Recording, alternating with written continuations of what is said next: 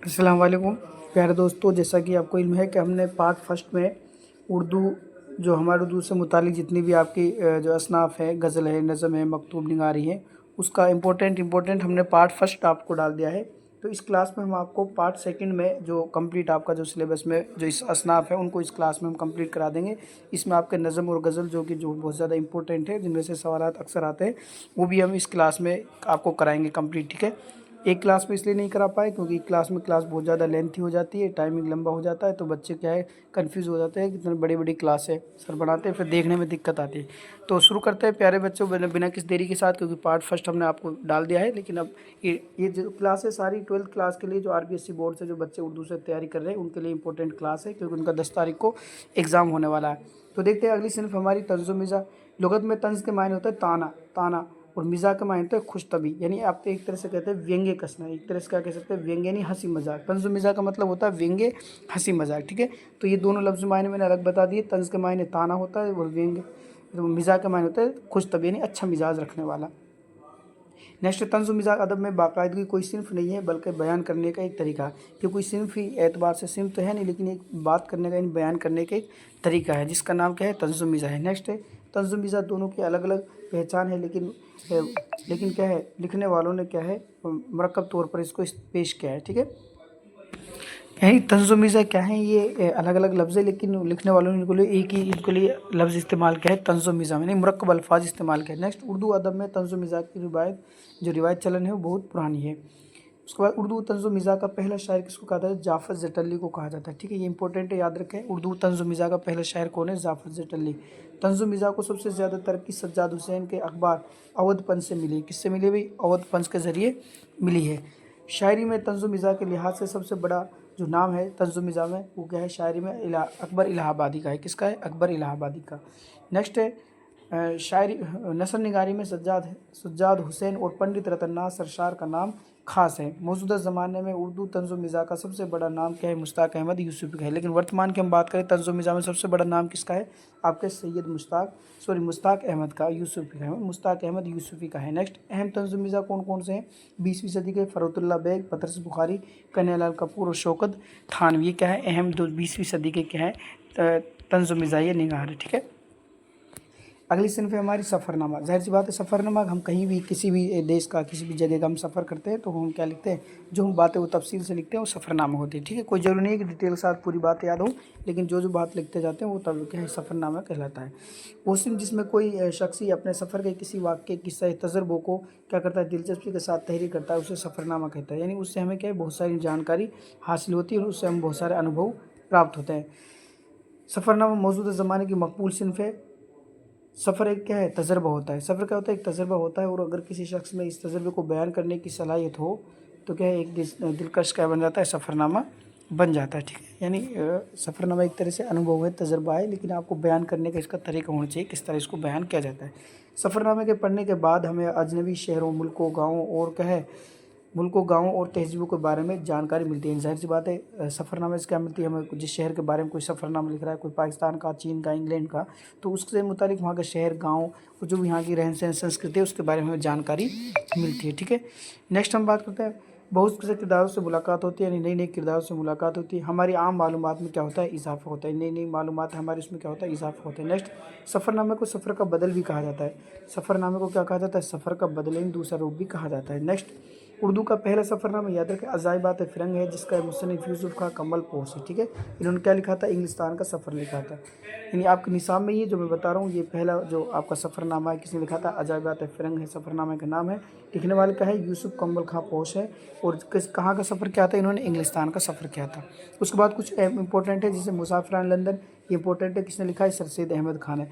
तो जो मेन जिन्होंने लिखे हैं उनके लिए हम जैसे मुसन्निफ़ और सफ़रनामे, मोहम्मद हुसैन आज़ाद ने क्या लिखा है? शेर ईरान, ईरान का सफ़र।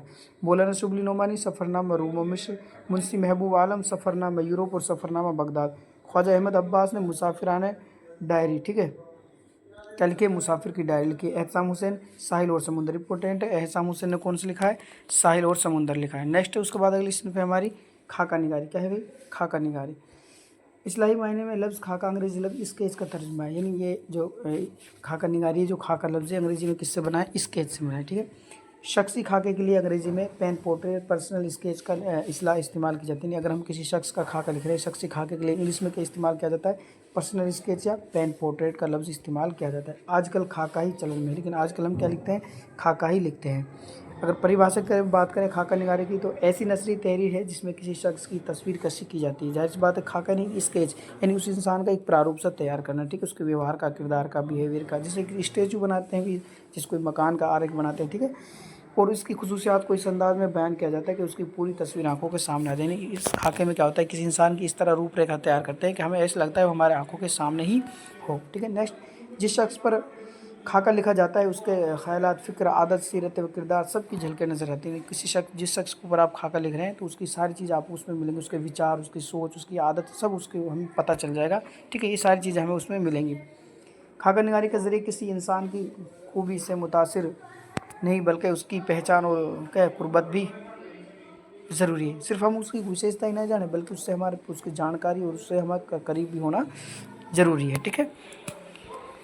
नेक्स्ट है खाका निगारी, किसी शख्स की अच्छाई और बुराई दोनों बयान की जाती है। खाका निगारी में नहीं सिर्फ अच्छाई बुराई भी बयान की जाती है, वरना इसकी क्या है, मुकम्मल तस्वीर सामने ना आ सकेगी, जो खाका निगारी का असल मकसद है। अगर आपने सिर्फ अच्छाई लिख दी, बुराई ना लिखी, तो कंप्लीट उसका खाका नहीं होगा। नेक्स्ट है खूबियों में अपनायत ना हो। अगर आप किसी का खाका लिख रहे हैं, किसी का खाका निगारी कर रहे हैं, तो उसमें सिर्फ खूबी ना हो। खूबी इस तरह बयान ना करें भाई मेरा दोस्त है या मेरा रिश्तेदार या कोई भी है, तो उसमें अपनायत ना होनी चाहिए। और बुराई इस तरह बयान ना करो जो कि दुश्मनी नज़र आ जाए। देखो, दोनों बात की, अच्छाई भी बयान करनी है बराबर और बुराई भी बयान करनी है बराबर, जो है वही। नेक्स्ट, कलीमुद्दीन अहमद का खाका कौन सा? अहमद जमाल पाशा, जो हमारे सबक में है। किसने लिखा है? अहमद जमाल पाशा ने लिखा है। क्या लिखा है? कलीमुद्दीन अहमद का खाका लिखा है, ठीक है। नेक्स्ट उसके बाद है हमारा अगला मजमून निगारी। क्या है भाई? मजमून निगारी। सबसे पहले समझें मजमून यानी निबंध। मजमून जिसे अंग्रेजी में क्या कहा जाता है? एस्से कहा जाता है। क्या कहा जाता है प्यारे दोस्तों? एस्से कहा जाता है, ठीक है, इसको मजमून को। उसके बाद क्या है? वो नसर सिर्फ, मजमून किसे कहते हैं? वो नसर सिर्फ जिसमें तसलसल के साथ, तसलसल यानी लगातार किसी एक मौजू पर अपने ख्यालात का क्या किया जाता है? इजहार किया जाता है, वो क्या कहलाता है? मजमून कहलाता है। अब मजमून के याद रखें, मजमून इंपॉर्टेंट है। कितने प्रकार का होता है मजमून? 3 प्रकार। मजमून के जो हिस्से होते हैं वो 3 तरह के होते हैं। अभी प्रकारों की बात करेंगे। पहला है तमहीद, जिसको आप हिंदी में क्या कहते हैं? प्रस्तावना कहते हैं। क्या कहते हैं भाई? प्रस्तावना कहते हैं। दूसरा नफ्स मजमून, जो आपका मेन बिंदु होता है, मुख्य पॉइंट होते हैं। इख्तिताम, जिसे हम उपसंहार कहते हैं। क्या कहते हैं भाई? उपसंहार कहते हैं। तो इस तरह क्या है मजमून यानी निबंध के। मजमून का अर्थ होता है सीधा सा हिंदी में निबंध, इंग्लिश में एस्से। इंग्लिश में क्या हो जाएगा? एस्से, ठीक है। इसको 3 वो इसके वो होते हैं। जैसे तमहीद में क्या होता है? तमहीद, मजमून का इब्तिदाई हिस्सा तमहीद कहलाता है, ठीक है। मजमून की शुरुआत दिलकश और पुरलुत्फ़ होनी चाहिए। नफ्स मजमून में क्या लिखते हैं? ये मजमून का अहम हिस्सा होता है। इसमें मजमून से मुताल्लिक़ बातें तफसील के साथ लिखी जाती हैं, ठीक है। यानी सबसे पहला हिस्सा इंपॉर्टेंट है, जो क्या है वो है आपका तमहीद, और नफ्स मजमून में अहम बातें आप लिखते हैं। इख्तिताम क्या होता है? ये मजमून का आखिरी हिस्सा होता है। देखो ऐसे पूछ लेता है, मजमून का पहला हिस्सा, मजमून का दरमियानी हिस्सा, मजमून का आखिरी हिस्सा, ठीक है, याद रखें। पहला तमहीद होगा, दूसरा नफ्स मजमून, तीसरा इख्तिताम। इसमें मौजू का मफ़हूम लिखा जाता है ताकि मजमून का मकसद मुकम्मल तौर पर समझ में आ जाए।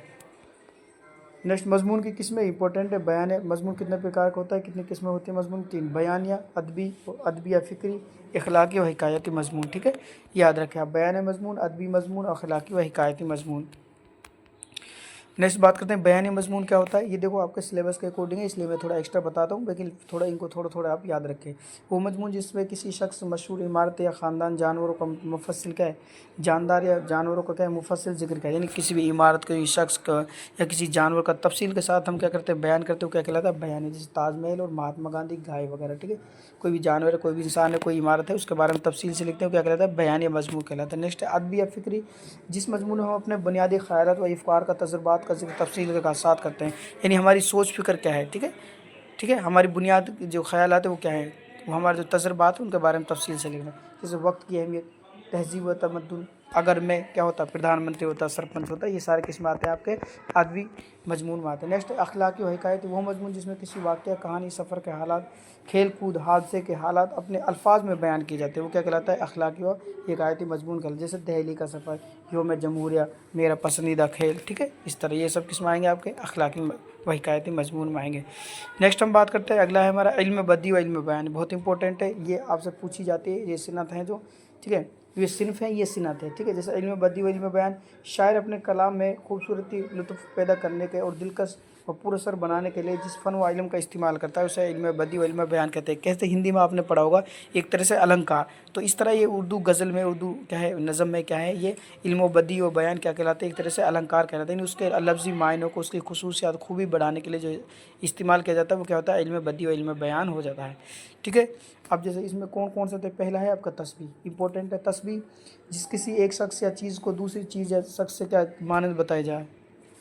ठीक है, यानी कहने का मतलब क्या है, जब किसी एक शख्स या एक चीज़ को दूसरे शख्स से क्या तुलना दी जाए, मानद बताया जाए, उसको क्या कहते हैं तस्बीह। जैसे नाजुक की उसके लब की क्या कही, पंखुड़ी गुलाब की, 10th क्लास की गज़ल है मीर तकी मीर की, यानी उसके होठ कैसे हैं, जैसे गुलाब की पंखुड़ी होती है, इसने कोमल और मुलायम और नाजुक है। ठीक है। नेक्स्ट है सिनत तज़ाद। तज़ाद के मायने होता है विलोम, यानी ऐसे शेर जिसमें क्या है दो विलोम शब्द अल्फाज इस्तेमाल किया जाए, मुतज़ाद अल्फाज इस्तेमाल किया जाए, वैसे सिनत तज़ाद कहते हैं। जैसे किसी शेर में ऐसे अल्फाज लाना जो मायने के लिहाज से एक दूसरे के ज़िद हो या उल्टे हों, क्या कहलाता है सिनत तज़ाद। नेक्स्ट है सिनत तन्वी। कलाम में किसी कुरान हदीस या मजहबी वाक़या की तरफ इशारा करना है जिसके बगैर बात पूरी समझना है, उसे क्या कहते हैं सिनत तन्वी। जैसे वाक़यात तूर से मिलना है हमको ये पता, वाक़यात तूर से हमसे मिलता है ये पता, उसका जलवाए आम भी है, उसका जलवाए ख़ास भी। ठीक है। इसकी मिसाल मैं आपको दे देता हूँ तज़ाद की। सुबह होती है, शाम होती है, उम्र यूं ही तमाम होती है।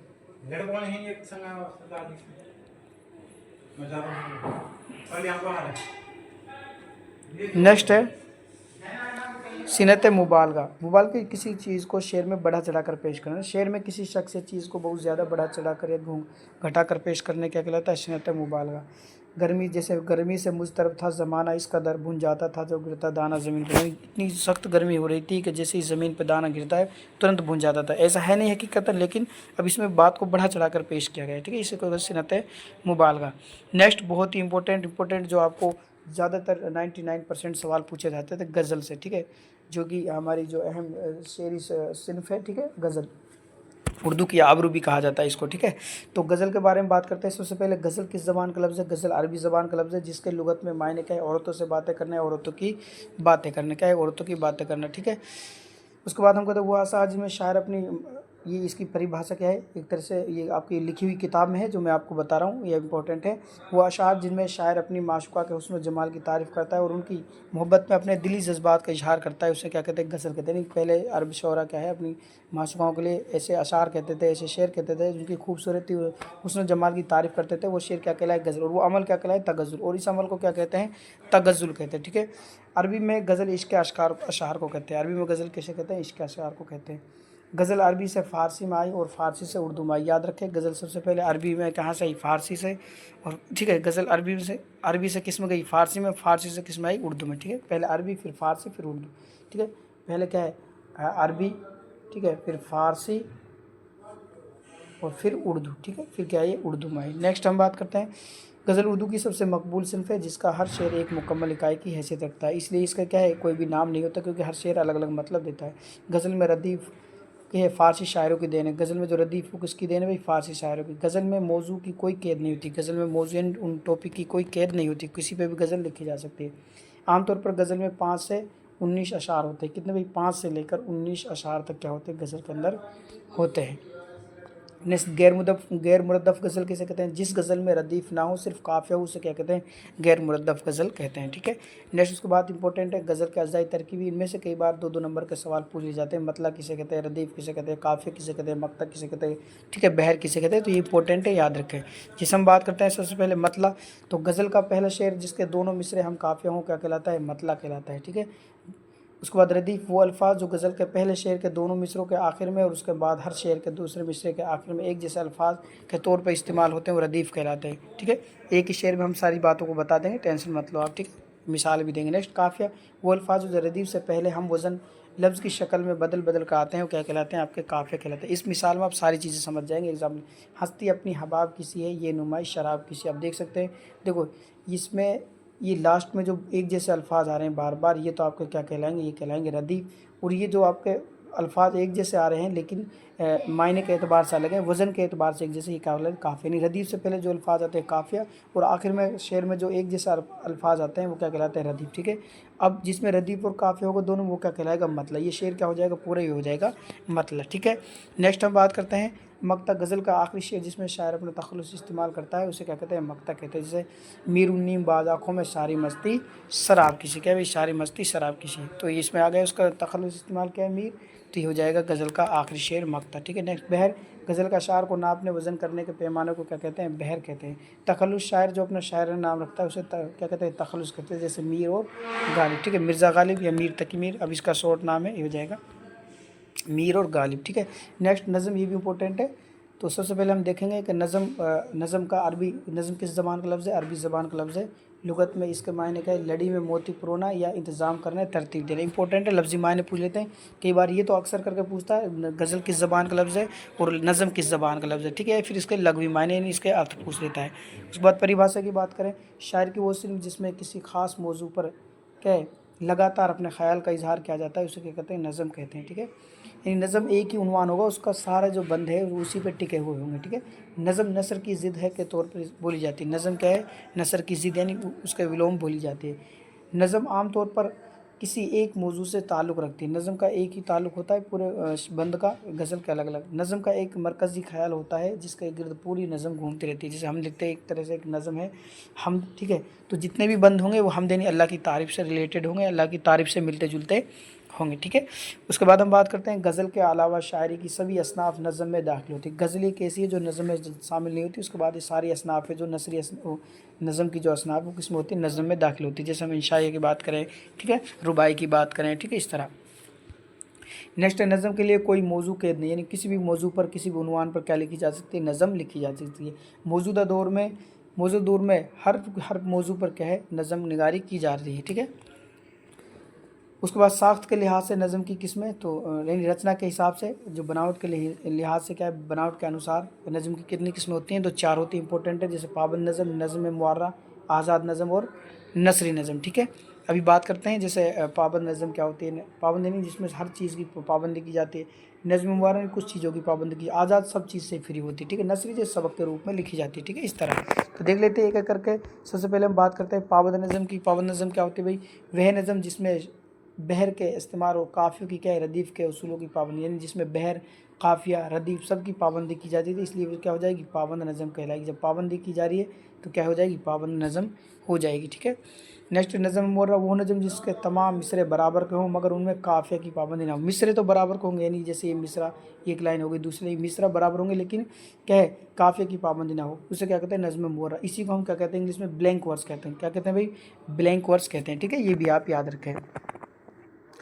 नेक्स्ट उसके बाद हम बात करते हैं आज़ाद नज़म। क्या है आज़ाद नज़म, ऐसी नज़म जिसमें ना तो काफ़िया की पाबंदी की गई हो और ना ही बहर की, नहीं ऐसी नज़म जिसमें ना तो काफ़िया की पाबंदी काफ़िया हो ना ही कोई बहर हो, कोई पाबंदी नहीं की हुई, बस अपने हिसाब से उसमें ऐड कर दी हो, जिसकी वजह से इसके मिसरे छोटे बड़े हो सकते हैं। मिसरे नहीं उसकी पंक्ति, मिसरे यानी जो उसकी लाइन है वो छोटी बड़ी हो सकती है। जब उस बहर के रूप में काफ़िया की पाबंदी नहीं की तो ऐसी नज़म को क्या कहते हैं आज़ादी, यानी हर चीज़ की इसमें क्या होती है आज़ादी होती है। ठीक है, इस तरह क्या कहलाएगी आपकी आज़ाद नज़म कहलाएगी। बिल्कुल इंपॉर्टेंट है, मैं फिर बता रहा हूँ आपको नज़म और गज़ल तो आपको बार बार देख के जाने ही, इनमें से तो 100% सवाल बनते हैं। ठीक है, नेक्स्ट उसके बाद करेंगे आज क्या है भाई आज़ाद नज़म, ये हो गया आज़ाद नज़म हो गया। उसके बाद बात करते हैं नसरी नज़म। ठीक है,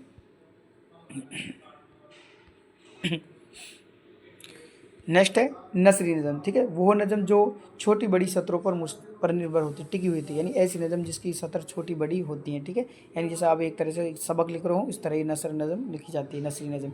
नसर का मतलब ही होता है गद, नसर का मतलब क्या होता है गद होता है। ठीक है, और नज़म का मतलब होता है पद, नज़म का मतलब क्या होता है पद होता है। ठीक है, नेक्स्ट रदीफ़ और काफ़िया की कोई पाबंदी नहीं होती, किसमें नसरी नज़म में रदीफ़ और काफ़िया की कोई पाबंदी नहीं होती। नेक्स्ट अंग्रेज़ी में इसके लिए फ्री वर्स क्या इस्तेमाल किया जाता है अंग्रेज़ी में फ्री वर्स। ठीक है दोस्तों, क्या इस्तेमाल किया जाता है फ्री वर्स। ठीक है, किसके लिए अपनी नसरी नज़म के लिए, अंग्रेज़ी में इसके लिए फ्री वर्स की इस्तिलाह चलन में है। ठीक है, याद रखें। तो प्यारे दोस्तों प्यारे स्टूडेंट, हमने जो आपको कराया है ये हमारा कॉन्टेक्ट नंबर है, अगर आपको कोई चीज़ हो तो आप क्या व्हाट्सएप पे मैसेज वगैरह कर सकते हैं। ठीक है, यानी आपको कोई चीज़ में समझ ना आई हो तो प्यारे दोस्तों, ये क्लास हम लाए हैं जो हमारी जो क्लास आपको की है 12th क्लास का जो कंप्लीट जो आपके असनाफ है, जो सिन्फ है, क्योंकि आपको पता है 6 नंबर की तो सिन्फ आती ही आती है इनमें से। फिर भी जो हमने आपको सबक के मुसन्निफ़ वगैरह और भी कम से कम 10-15 नंबर का कंटेंट हमने इस क्लास में आपको कराया है।